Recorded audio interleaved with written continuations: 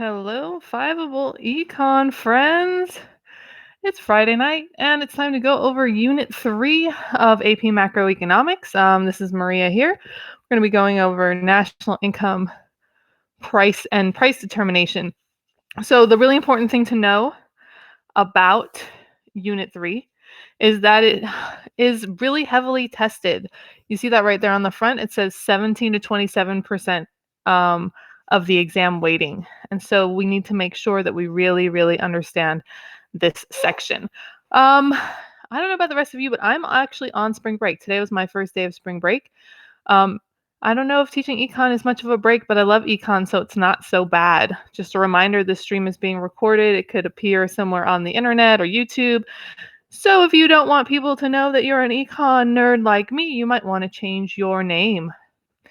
Don't forget that you can connect with Fiveable on Twitter, Instagram, and YouTube, and of course our wonderful Fiveable website, and of course Discord.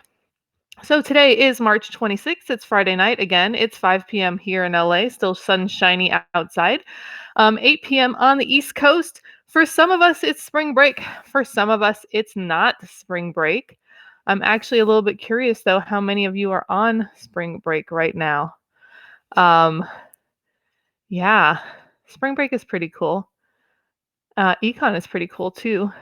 But just a reminder, our next stream is actually going to be on Sunday. And Sunday is for some of us Easter. And for some of us, we don't care that it's Easter. Not this Sunday, but next Sunday, April 4th. And if you can't make it with us live, of course, you can always watch the stream later on the Fiveable website with your CRAM pass. Okay. Wow, Ruby, you already had spring break? Oh, that's sad. So you're already done with it. That is a very sad. The school district where I live, which is not the school district I teach in, has spring break the week after I have spring break. Today we're actually off to celebrate Cesar Chavez Day, which is a thing we do here in California. And then next week is our actual spring break week. So today we're going to talk about aggregate demand, multipliers, short-run aggregate supply, long-run aggregate supply, equilibrium, how these things change in the short run, in the long run, how the government can affect these things, and how they put into effect certain things that keep us on track no matter what. All right, so let's start with aggregate demand. So when we did our first unit, I told you like supply and demand isn't super heavily tested, but they are the basics of aggregate supply and aggregate demand. So if you understood what was going on there, that'll put you in a great place to understand aggregate demand, which is super important. I can just about guarantee that you're going to have a free response question that asks you about the aggregate equilibrium.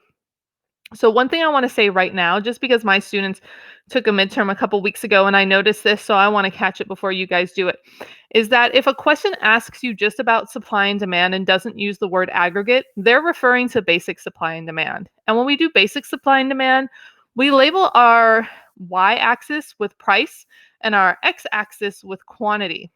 But when we do aggregate supply and demand, we label our y-axis with price level, PL, and our x-axis with real GDP or output. And when they're looking for aggregate, they are definitely going to say aggregate. So if it doesn't say aggregate, it's regular supply and demand. But if it does say aggregate, then you know this is what they want. So here we are looking at an aggregate demand curve, and shockingly enough, it looks just like a regular demand curve. You notice that it is downward sloping. It is downward sloping because there's an inverse relationship between price level and GDP output, just like there's an inverse relationship between price and quantity.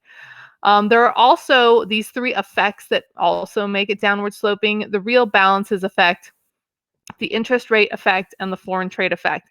And I would love to go into super detail about those with you, but Unit 3 is the longest unit, and we are going to get through this in 1 hour. So if you don't know what those effects are, definitely go check it out. You can read about them on the Fiveable website in the AP Macro Guide. But those are the three reasons why it's downward sloping. You rarely have to explain what they are, but you have to know they exist. So that's why I'm giving you that part right here. So the aggregate demand curve is all of the goods and services, all of them, aggregate, all of them added together, that consumers, firms, and the government are willing and able to buy. Notice the C, the I, and the G. They should look familiar from the GDP formula, C plus G plus I plus NX. And so basically, all those things that are in GDP are the same things that we find that make up aggregate demand. And just like with regular demand, notice this down at the bottom because this is really important. If there is a change in the price level, that's going to move us along the curve. Just like if there was a change in price on the regular demand curve, it would also move us along the curve, but it is not going to shift the whole curve. Okay, so here's the aggregate demand curve. Most important things to notice are the different labels on the axes from a regular demand curve. That's the most important thing for you to notice. The rest of it is pretty similar. Okay, so what can shift aggregate demand?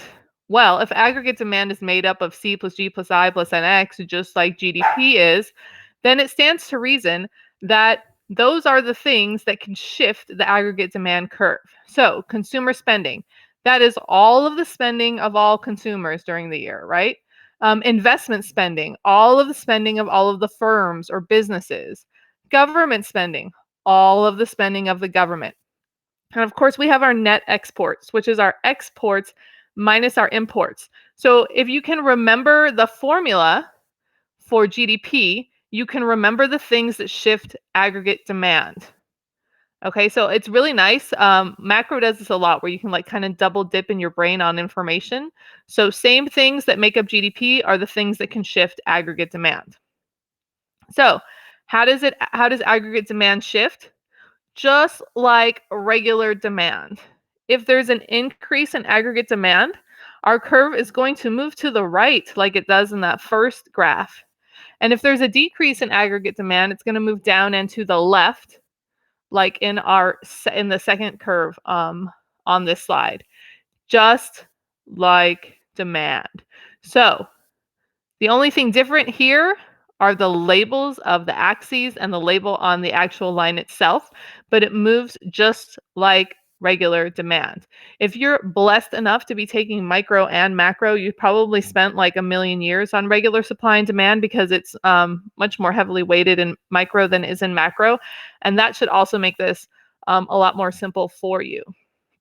So let's talk about some examples and what it would do to aggregate demand. So if the US government opted to reduce the size of the military, would that increase or decrease aggregate demand? If the US government reduces the size of the military, will that increase or decrease aggregate demand? You can go ahead and put an answer in the chat if you want to. I'll give you a second because I know that I am delayed to you guys. So if the US government reduces, very nice, Andres, if the US government reduces the size of their military, that is going to decrease government spending and therefore decrease aggregate demand. What if firms start to expand operations? Firms being the College Board's fancy word for businesses, they're expanding their operations. Is this going to increase or decrease aggregate demand? So if firms expand their operations, that means they are spending more money, and therefore that is going to be an increase in investment spending, and therefore an increase in aggregate demand. You guys are doing great over there in the chat. Finally, if US consumers start to covet the Japanese imports, and I actually thought of my students when I wrote this part, because they love to buy things from the Japanese store at the mall. They really love these Japanese imports. If we're importing something and we're liking more imports, is that going to increase our aggregate demand or decrease our aggregate demand? So we're bringing things in from Japan, and that is correct. It's going to decrease our aggregate demand because we're bringing in more imports. All right. You guys are doing fantastic. And we are making good time today. Okay, so I learned my lesson last week about putting the questions into the polls because they were too long. So I put the questions on slides, but I made a place for you to answer in a poll. Dun dun dun. So here's our first question for the day.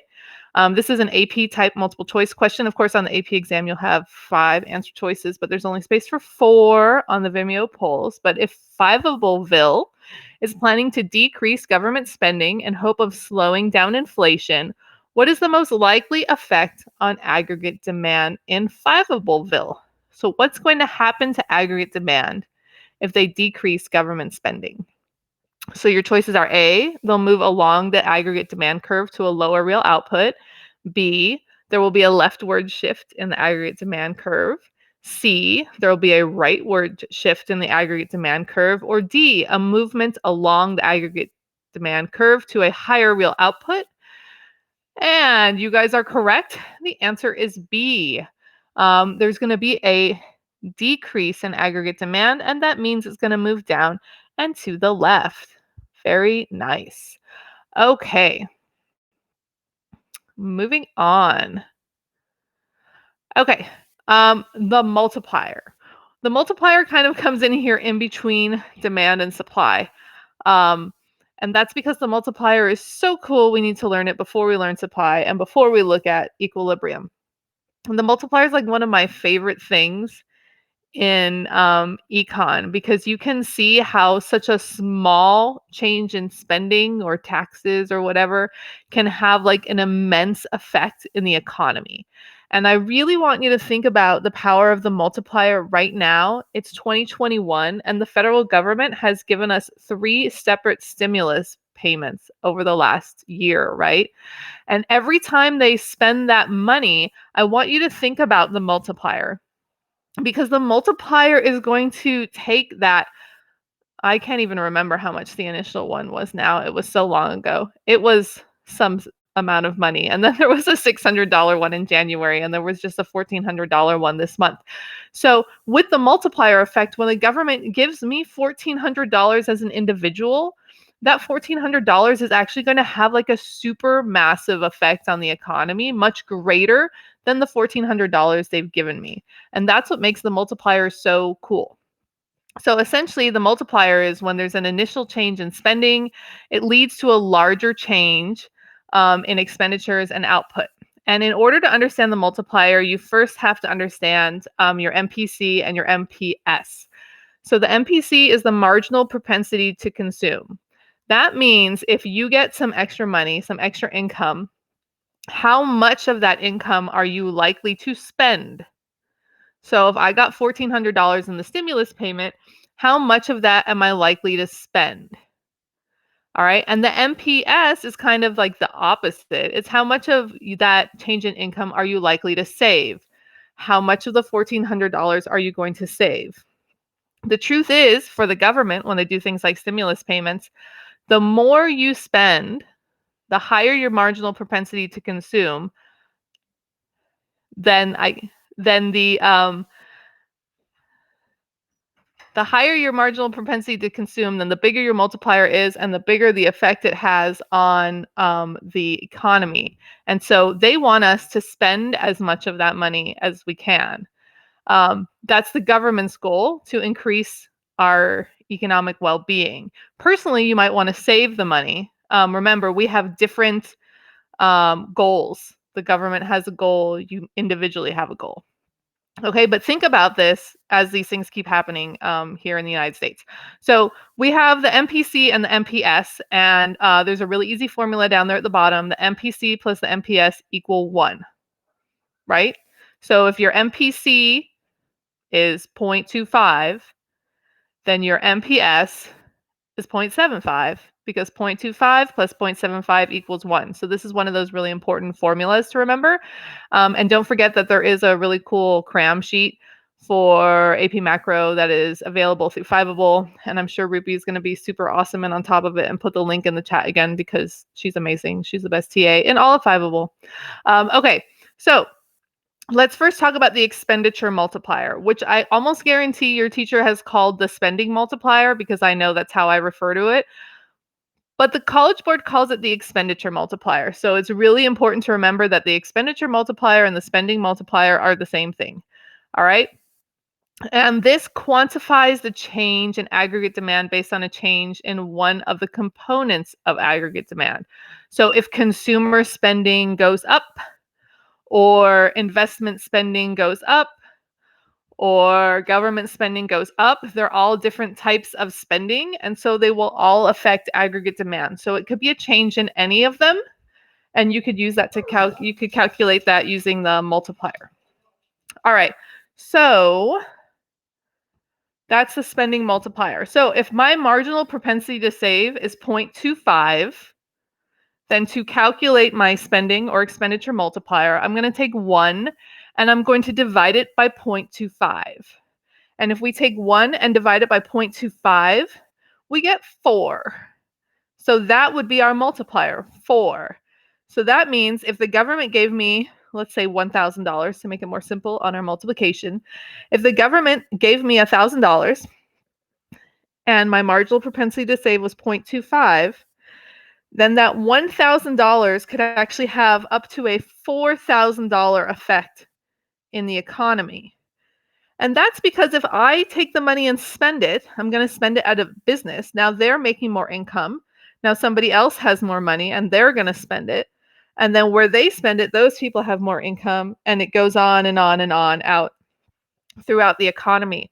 And that's why a small change in spending can actually have a much larger change on aggregate demand. Okay, here's another practice question. Let's put up the poll so we can answer the practice question. Dun, dun, dun, dun, dun, dun. Practice question number 2. If the marginal propensity to save is 0.25, how will aggregate demand be changed if government spending increases by 200 billion? All right. So we'll do a little bit of math here.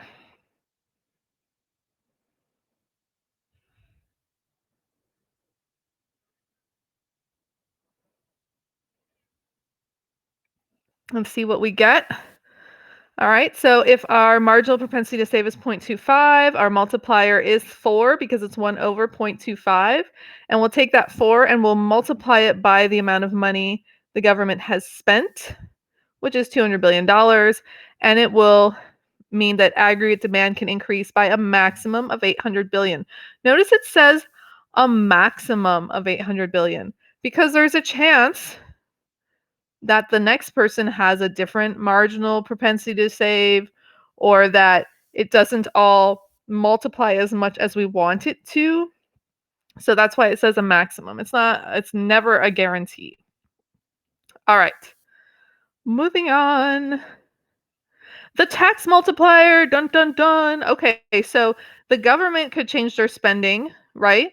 But they could also change taxes. And when they change taxes, there's a different multiplier, aptly named the tax multiplier, which is the MPC over the MPS. All right, so we take our marginal propensity to consume and divide it by our marginal propensity to save. And this gives us our tax multiplier. And so I'm going to give you a few hints about the tax multiplier because they love to ask about the multiplier. And I went one too far. So let me talk about the tax multiplier while you look at short run aggregate supply. The tax multiplier is always less than the spending multiplier. So oftentimes in a free response question, they're going to ask you something like, if the government, I'm going to sound like the College Board, so I'm going to make a funny voice. If the government made a $100 billion change in spending, would it have a greater effect, an equal effect, or a lesser effect than a $100 billion change in taxes? They're going to ask you a question like that. They love to ask that question. So spending is always going to have a greater effect than the tax, okay? So spending multiplier is always going to be greater than the tax multiplier. Oh, I love these questions here in the chat about the MPC in the United States. It's definitely different from person to person. Some of us like to spend, and some people like to save. I like to pretend that I save, but I'm not going to lie. I like to buy things, especially books. So the government loves when they give me a stimulus because I'm guaranteed to spend the whole thing and really stimulate the economy. By the way, that's why they're called stimulus payments, because they stimulate the economy at a greater rate than whatever the money was the government gave. And you can hopefully tell that this is what makes macro so interesting, is that like you live it in your life, like now, as opposed to many many classes that you take in high school and college that you never really experience. You're experiencing macroeconomic things like every day, especially right now. Okay, so those were the multipliers. So now we're going to look at short run aggregate supply, SRAS. And if you're wondering, like, short run aggregate supply, why isn't it just called aggregate supply? Because there's aggregate supply now, and there's aggregate supply later, which is the long run aggregate supply, which aptly enough, we're going to talk about later. So let's start with SRAS, which looks just like regular supply. Okay, so if you understood regular supply, you're like 9/10 of the way there for short run aggregate supply. Notice that our y-axis says price level and our x-axis says real GDP, just like it did with aggregate demand. And this is all the goods and services that producers are willing and able to supply, all added together, aggregate, everything together. There's a direct or positive relationship here. When price level goes up, quantity supplied also goes up, and it's upward sloping. And why is it upward sloping? Two reasons. One is sticky wages, and one is sticky prices. And that's just the idea that it takes time for both wages and prices to catch up with whatever the price level is doing. So if there's like a whole bunch of inflation, it's going to take a while before my income reflects that. For example, I'm a teacher and they don't give us raises very often. So I can tell you with much certainty that there's been a great deal of inflation since the last time I got a raise. So my wages are sticky and not keeping up with the economy. The same thing with prices. We talked about menu costs last Friday and the cost of changing the prices on something. And so you have the same thing there where sometimes prices are a little sticky. It is really important to note that there is a short run trade-off between inflation and unemployment. So if you want less unemployment, you're going to have some inflation. If you want less inflation, you're going to have some more unemployment. And this is all in the short run. The short run is like now. Okay, the short run is now. And I know we're not on the long run thing yet, but I just want to tell you that the long run is what happens in the future. And because it's the future, we're never actually in the long run, which for some people is slightly disappointing, but it's good to understand that we're basically always in the short run. Okay, so just like regular supply that we talked about a few weeks ago, a change in the price level will move us along the curve. It will not shift the curve. So it'll move us from like point C to B or A to C or any of those. So if that is what moves us along the curve, then we're going to want to look at what moves the whole curve. And these are the shifters of short run aggregate supply. And the first two kind of go together. But this slide has 4 boxes on it. And so I wanted to split them up. So you have a resource prices and resource availability. So that is like either the cost of getting the resources you need to make something or the availability of said resources. And we're going to look at a couple of examples on the next slide. Then you have government actions. That would be when they implement taxes or subsidies. So a tax is when they charge extra for something and the government gets the money. So there's like a cigarette tax, right? And so none of you would want to buy cigarettes, but I just always remember that there's a cigarette tax because it's so high. So let's say somebody you know wants to buy cigarettes and you have not been able to talk them out of it, and the cigarettes are $5 for the pack, but there's all these taxes, so they really cost $8, yes? And taxes are usually put into place to either discourage people from buying something, aka the cigarette tax, or to make large amounts of money on it. And that would be like the gasoline taxes that exist, at least here in California, which are pretty high, or to pay for things that happen because of the good, which also goes along with the gasoline tax here in California. So they have taxes on the gasoline you buy to pay for like keeping the air clean because gasoline pollutes our air, or for keeping the roads nice because the more you drive, the more the roads need to be resurfaced and things like that. But I think we all know what taxes are, because every time you go to the supermarket or you buy a piece of clothing and you wonder why your total is more than what the price tag said, it's because there was some sort of tax on it. But what you might not know is about subsidies. So subsidies are like the opposite of a tax. This is when the government's encouraging a producer to produce something. And when there are subsidies, then you're going to see an increase in supply. And the taxes cause a decrease in supply, even though it is not the manufacturer that pays the taxes, it is the consumer. There's usually demand decreases when consumers have to pay taxes on something. And then supply will also decrease. Okay, the fourth thing that can shift a short run aggregate supply is productivity or technology, and that would be any change in output productivity or change in technology, which usually means like an increase nowadays. It's really hard to imagine technology going backwards, except when your computer doesn't work when you need it to work. But overall, you don't see a lot of technology going backwards. Productivity is like how much output a worker can put out. That would also usually increase. But on a day-to-day basis, it could decrease. Maybe your worker is sick and they're not moving as fast as normal, and then their productivity goes down. That would be a decrease in short-run aggregate supply.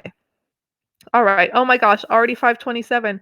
Yikes. Okay, so here are some short-run aggregate supply curves. You can see how they shift. It looks just like regular supply, except for the change in the way it is labeled. And I keep harping on that because the College Board literally gives you points for labeling your graphs. If you are taking the pen and paper test, you're going to have to label your graphs, and they will give you a point for it. If you are taking the digital exam, they're not going to have you draw your own graphs, but they are going to ask you what things should be labeled, so you still need to know. And that's why I talk about it over and over again. In fact, one of the things the College Board notes in the CED, which is like the teacher econ Bible that they use to teach this class, is that students tend to mess up on the labeling on these graphs for aggregate supply and aggregate demand, because they tend to just use price and quantity. So please make sure you label your graphs correctly. Remember, if short run aggregate supply increases, it's going to go up, and then the curve is going to shift to the right like it does on the first graph.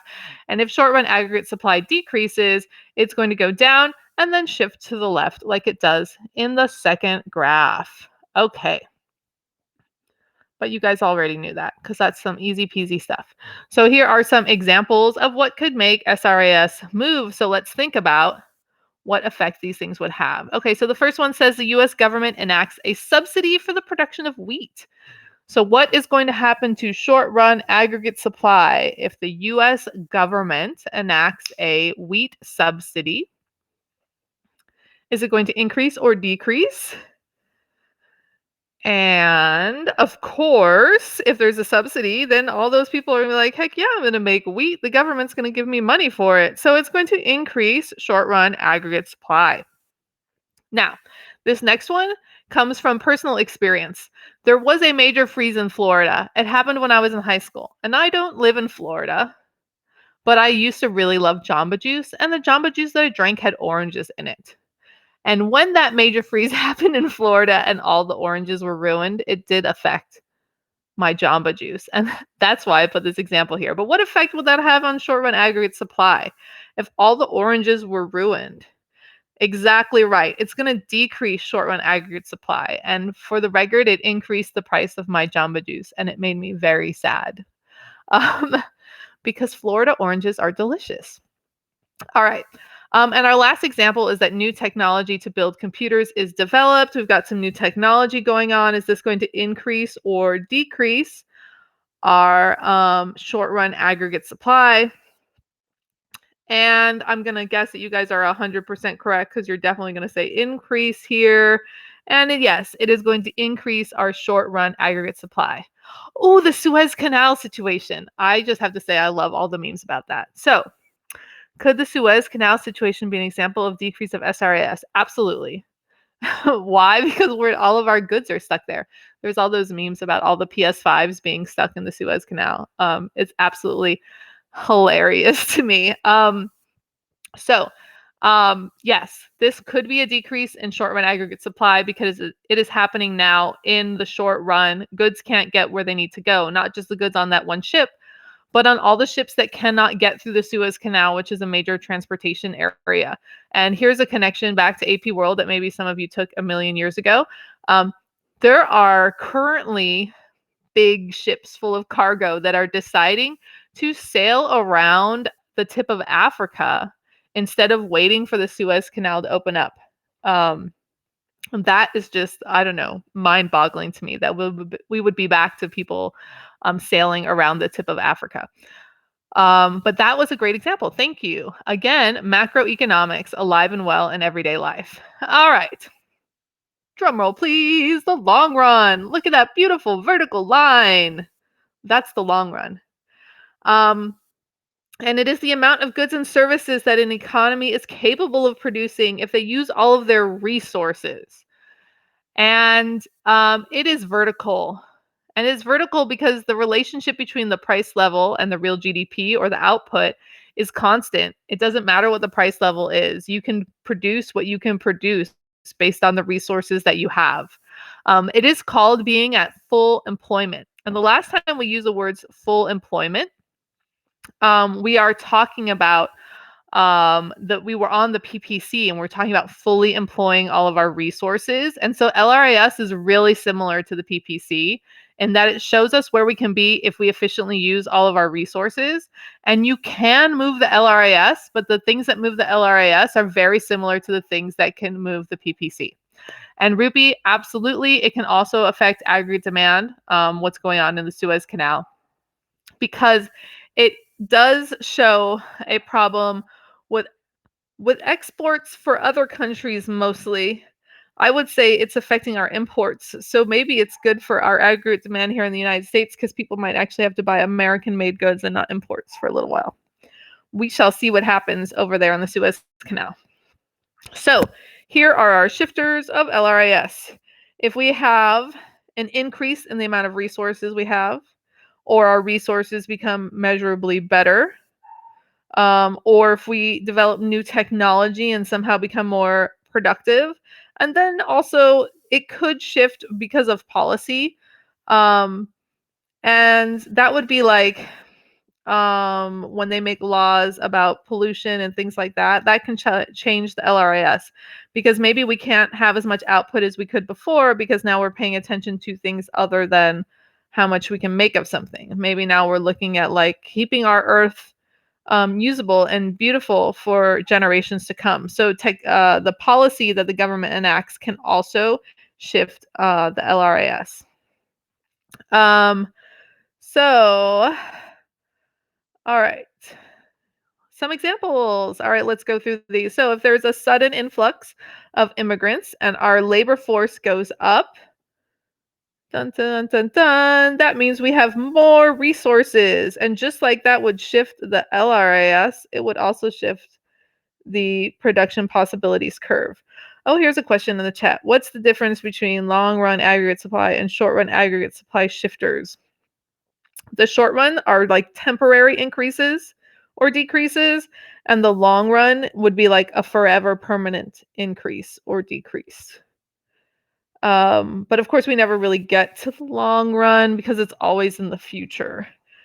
So short run wise, like when we talked about productivity, it's like that worker isn't feeling good that day, or the electricity is out in the county for a week and you can't do any work. It's happening in the short run.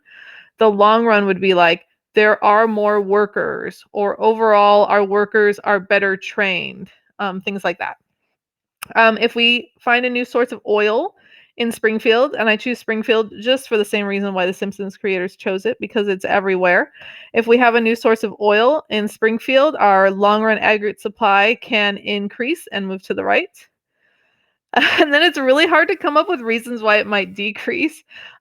So I came up with an asteroid destroying the city of Pittsburgh.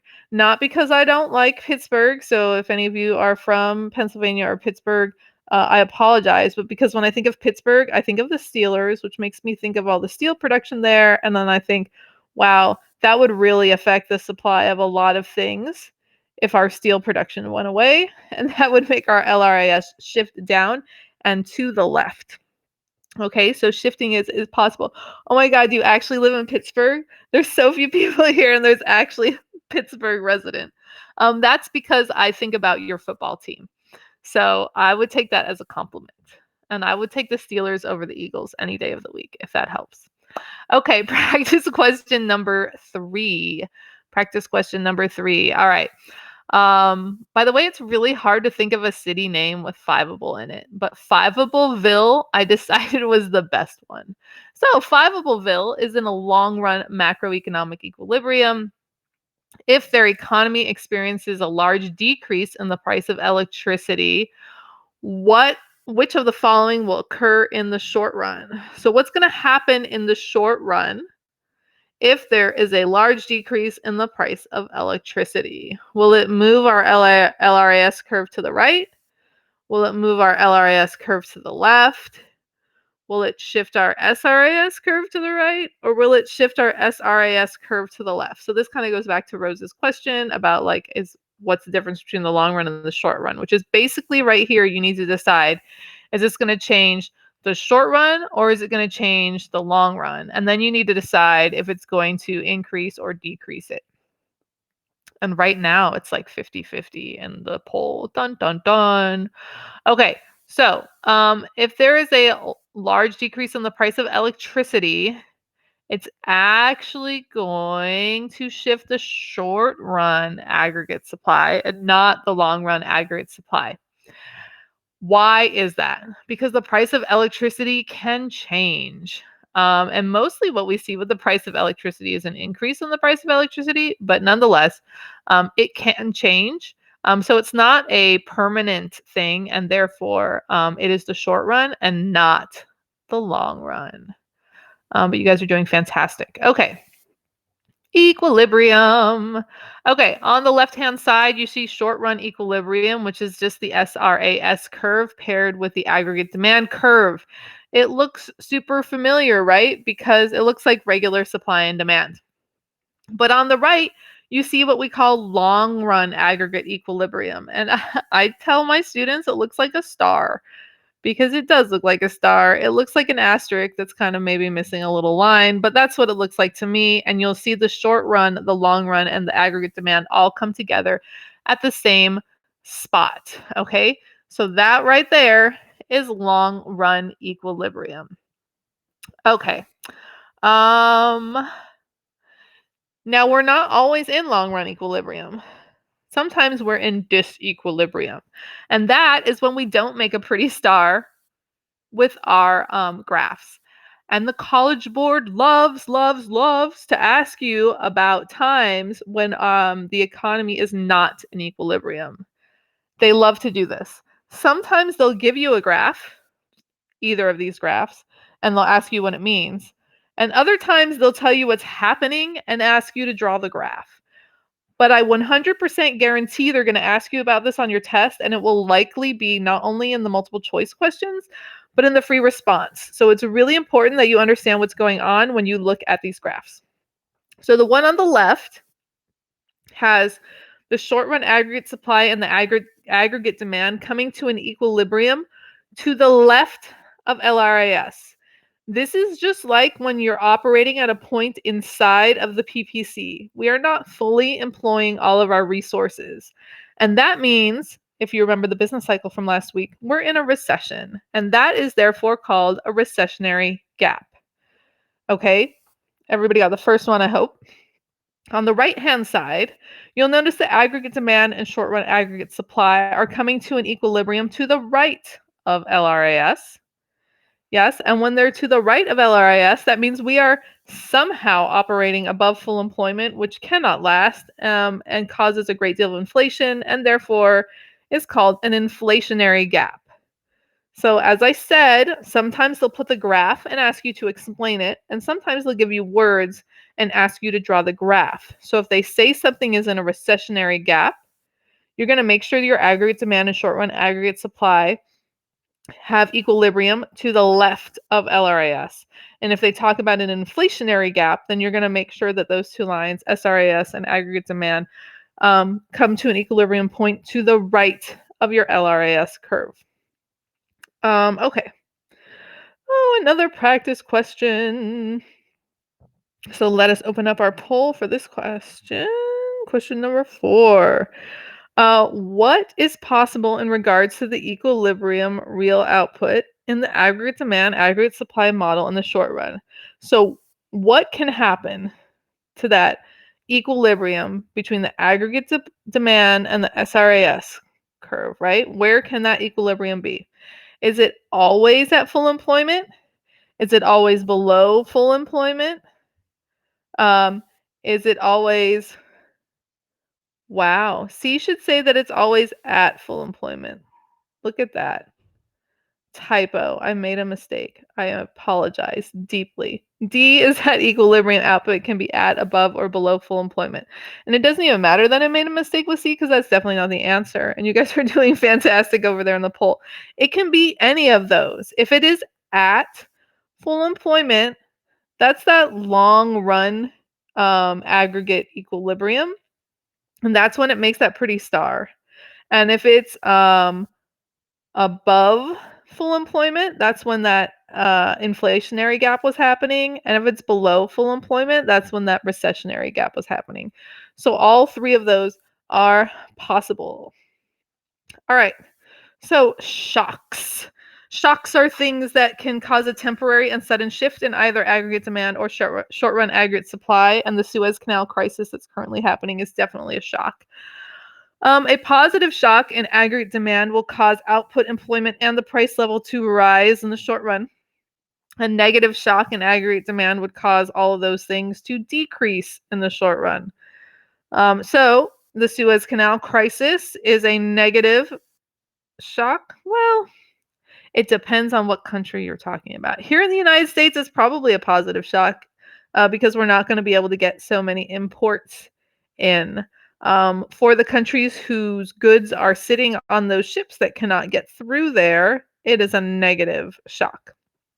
But what you hear about a lot more than aggregate demand shocks is supply shocks. But it is possible in aggregate demand too, so I didn't want to leave it out. But a lot of the examples you'll see are really more about the supply side and not the demand side. So a positive supply shock would only happen to the SRAS because this is a short run thing. It won't affect the LRAS. And it would cause output and employment to rise, but the price level to fall in the short run. And a negative supply shock would do the opposite. So like if an oil tanker ran aground somewhere and all of its oil leaked out, which would be terrible for the environment, would also mean that there's a lot less oil all of a sudden. Or I'm trying to think, like last year or even a few months ago in Texas when there was the freeze and then people couldn't work on the oil rigs. And so there was a short run decrease in the amount of oil being supplied that caused a negative supply shock, and it made prices go up of the oil. So again, things that happen in everyday life can be compared here in macroeconomics. We have 16 minutes to finish. We're totally going to do it. Okay, so remember last week we talked about inflation. And there are two major things that can cause inflation, and they have names. One is cost push, and the other is demand pull. And what I love about these names is that they're literally telling you what's happening. So if the costs go up, it causes the prices to push upwards, causing inflation. If demand increases, it pulls up the prices, causing inflation. So cost push inflation happens with a change in SRAS because the costs are the costs that the producers have to make, and so it affects supply. Whereas a change in demand, right, aggregate demand, has to do with obviously the demand curve, and therefore would pull up prices. So it's important to know the difference between these two, but they're pretty easy to remember just because of the names. All right, long run self-adjustment. So how are we going to make sure that we come to equilibrium? And really, the answer is that the market's going to make sure it comes to equilibrium all on its own. So if there's a short run change in either aggregate demand or short run aggregate supply, it will usually lead to the market adjusting itself by shifting the opposite curve. So if aggregate demand moves, then something will happen that will make short run aggregate supply move so that they can get back to equilibrium. Because they want equilibrium to be established. The market will just do this on its own. It can be helped along by the government, but it can also just happen because of things. Go back to Adam Smith. Things that just happen because the market controls itself. Okay, aggregate demand and SRAS will shift to meet the long run aggregate supply curve. That means if it's not at long run aggregate supply, it's going to be AD or SRAS that moves. It is rarely going to be that the long run moves to meet them. And this is going to make a lot more sense when I click onto the next slide so we can actually look at the graph. So if you see in the very first graph there, we're in long run equilibrium. Everything is happy, dandy, woohoo, we're good. In the second graph, we see that our aggregate demand has increased. Therefore, our aggregate demand curve has moved up and to the right. This causes our price level to go up and our output to increase as well. But it has put us in disequilibrium. Yes, because our AD and our SRAS curves are meeting together to the right of LRAS. So this would be an example of an inflationary gap. So now something is going to have to happen to bring us back to equilibrium. And the question is, they love to ask, what could happen? All right. So let's imagine our aggregate demand goes up, which makes our price level go up. One thing that happens when price level goes up is that wages tend to go up. Now, if you remember, wages are an input for production. So if wages go up, then supply is going to have to go down. All right. So now the supply curve is going to decrease. It's going to move down. It's going to move to the left, and it's going to bring us back into a long run equilibrium. You'll see in that third graph. But notice that when we come back to long run equilibrium, we're back at our full employment output, but our price level has gone up because of what has happened. So that's just an example. It can be any of these different things though. It could be aggregate demand goes down and then SRAS has to shift. It could be supply that shifts first and then aggregate demand moves to meet it. So there's basically like 4 different examples of what can happen, and there's great illustrations of that on the Fiveable website. We do not have time to go through all 4 here, but it's important to note that the economy will self-adjust itself. That didn't even make any sense. All right, but sometimes the economy does not adjust itself as fast as we would like it to, and that's when the government interferes. And when the government interferes in the economy, we call this fiscal policy. All right, later on we'll learn about monetary policy, but today we'll start with fiscal policy. The government can do 2 things to affect our economy and fiscal policy. They can change their spending and they can change the tax level. And for either of those things, they could increase it or decrease it. And here's where that really important fact about the tax multiplier is that I told you about earlier. I knew I put it in the slide somewhere. The government spending multiplier, just as a reminder, is always greater than the tax multiplier. If we are in an inflationary gap, then the government is worried. Oh my goodness, there's high inflation. Our economy's growing too fast. We need to slow it down. So you remember this from the business cycle. So we want to contract things.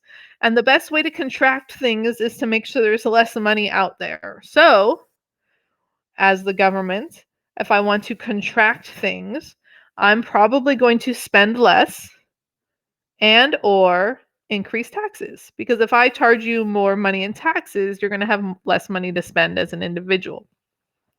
Expansionary fiscal policy is the opposite. That's what you're going to want to enact if we are in a recessionary gap. And this will be an increase in government spending or a decrease in taxes, because a decrease in taxes would put more money into our pockets.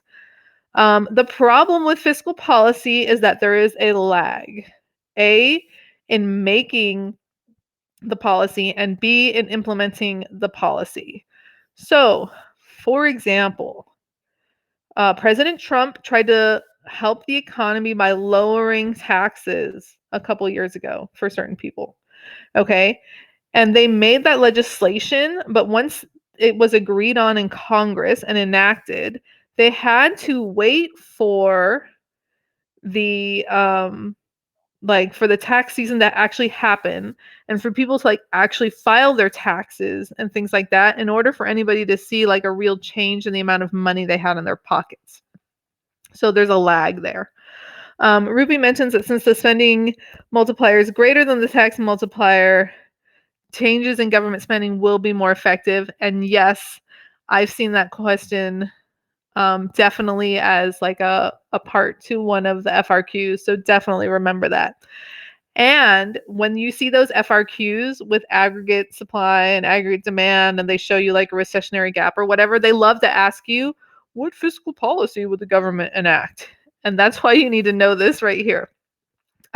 So they can increase taxes or decrease government spending. Those two things are contractionary. They will cause our economy to slow down. Or they can decrease taxes or increase government spending, and those two things are expansionary, and that will help our economy recover. All right. Practice question number 5. Let us open up the poll to go with this one. It's our last practice question, which is good because it's 5:52 or 8:52 if you're on the East Coast. Fiveableville is experiencing long-run disequilibrium with AD/SRAS in equilibrium to the left of LRAS. Remember when I told you sometimes they would say it in words and not in the graph? You can always sketch out a graph if it will help you. So what fiscal policy should the government enact to fix Fiveableville? All right, so we are AD and SRAS are in equilibrium to the left of LRAS, which means that they are in a recessionary gap, which means that the government is going to want to enact expansionary fiscal policy. So what are our expansionary fiscal policies? What will expand our economy? And the answer is B, an increase in government spending and a decrease in taxes. It should say and or a decrease in taxes because they don't have to do both. But remember, a $100 billion increase in government spending will have a much greater effect on the economy than would a $100 billion decrease in taxes, because the spending multiplier is always greater than the tax multiplier. All right. Automatic stabilizers. Okay, so remember when I said 2 minutes ago that when the government enacts policy, there's a lag time. They have to come up with the policy, and they have to agree on the policy. We all just live through them arguing about the stimulus package, what were they going to do, what weren't they going to do, and it took a long time for it to wind its way through the House of Representatives, because all spending bills start in the House of Representatives. There's a nod to AP government. And then it had to go to the Senate, and then the Senate made changes, and then the changes had to go to the committee, and then they had to talk about it again, and then the House had to vote, okay, et cetera, et cetera, et cetera. It takes time. So the government was like, what if we put some things in place that would automatically help the government, help the economy, while we're waiting to do any special things we might do? And those things are considered automatic stabilizers. So the first one is that tax revenues decrease automatically if the GDP decreases. But on a personal level, That could be the fact that we have a progressive tax system here in the United States, which means the less money you make, the lower the percentage of your income you pay in taxes. So if your income falls, you're going to pay less taxes. On the same idea, if your income goes up, you're going to pay more taxes. So these things automatically stabilize our economy. Because if I'm paying less taxes, that means I can continue to spend money, consumer spending, right? So we can keep our aggregate demand from falling. But if I make more money, oh, there goes my dog. And then I'm going to have to pay more taxes, then I won't be able to buy as much as maybe I would have with my change in income, but that will keep inflation from happening at too fast of a rate. And the other automatic stabilizer are all of the social service programs that we have here in the United States. For example, welfare, um, food stamps slash EBT, unemployment, things like that. That if I lost my job and filed for unemployment, like the the Congress Congress doesn't have to meet to grant me unemployment, right? It's already in place. I just go apply for unemployment and then I have money in my pocket so I can continue to spend so it doesn't have a drastic effect on the economy. Okay? So these are automatic stabilizers, things that automatically happen um, in our economy to keep things from shifting too much. So they're really important and they keep us functioning pretty well here for the most part. Okay. Oh my goodness. I finished early. That is just incredible. So I'll see if anybody has any questions in the chat because usually I take too long. But I really tried to push through tonight so that we would actually finish everything. So here's a friendly reminder that you can follow Fiveable on Twitter, Instagram, and YouTube, and of course on our website. And also a friendly reminder that we have a fantastic Discord. The Discord is amazing, and you can learn so much in the Discord, not just about AP Macro with Rupi in there running our Discord channel, but about so many other things. And you can make connections with students from all over the world and find people that have similar interests and likes and ethnicities and fun stuff like that. And there's even a really cool self-care channel if you guys haven't checked that one out yet. I'm really, really big on self-care because I think we can't be our best self unless we take care of ourselves. And you can't be super productive and good at school if you don't take care of your mind and your body. So that's just a little note from me because I think all too often we push ourselves too hard and it actually has the opposite effect of what we want. I don't think we have any questions tonight, and I just had enough of my little soapbox there to remind you to take care of yourselves. But I do hope that you take care of yourselves and that you make sure that you are filling your own cup so that you can fill the cups of others. And I hope that you all continue this conversation on Discord. Ruby is there to help. Do some practice problems from Unit 3 or just chit chat about what a glorious Friday night this is. And then another reminder that not this Sunday, but next Sunday, April 4th, we have our Unit 4 CRAM. If you are busy doing Eastery things that day, that's fine. You can watch the recording. If not, we'd be happy to have you join us. And that week is actually a double CRAM week. There's a CRAM on the 4th and a CRAM on the 9th. And as usual, I had a lot of fun with you guys, and I will see you guys next Sunday. I hope you enjoy the next 9 days, and I'm definitely going to enjoy my spring break, and I will see you guys soon. Have a